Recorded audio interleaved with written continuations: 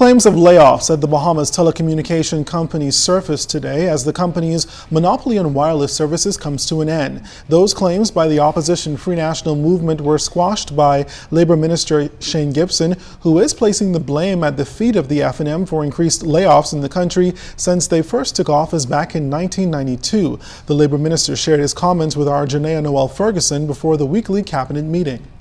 Deputy Leader of the Free National Movement, Loretta Butler Turner, says she's been reliably informed that jobs from BTC's call center could be moving to another jurisdiction like Panama. This new negotiated deal, and if in fact they are we looking at the business model that Ericsson has employed in other parts of the region, whereby they have outsourced much of their technical work?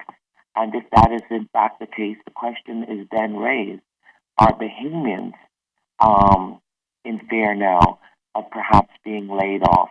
But Labor Minister Shane Gibson is hitting back at the opposition. He refuted claims of BTC layoffs and pointed out that it was the F&M that started massive firings. What happened to all the people who lost their jobs under the F&M?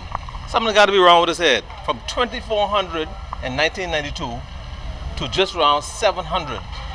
Plus or minus a couple in 2014. Now he's worried? When asked if layoffs are being discussed at BTC, Gibson said he was unaware. I don't know anything about any job losses. All I know is that under the F&M, the employee count at Batelco went from 2,400 down to about 700 now.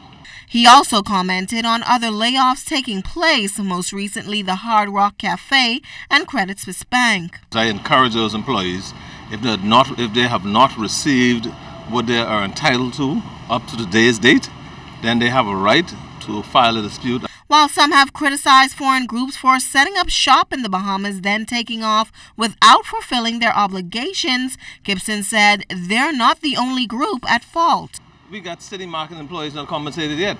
You got Gladstone Farm employees who are not compensated. We got to worry about employers, not only foreign employers. Any employer have an obligation to take care of whatever benefits employees are entitled to. The Labor Minister noted that these matters are under review by the government, which have now become a vexing concern. These things, it upsets you.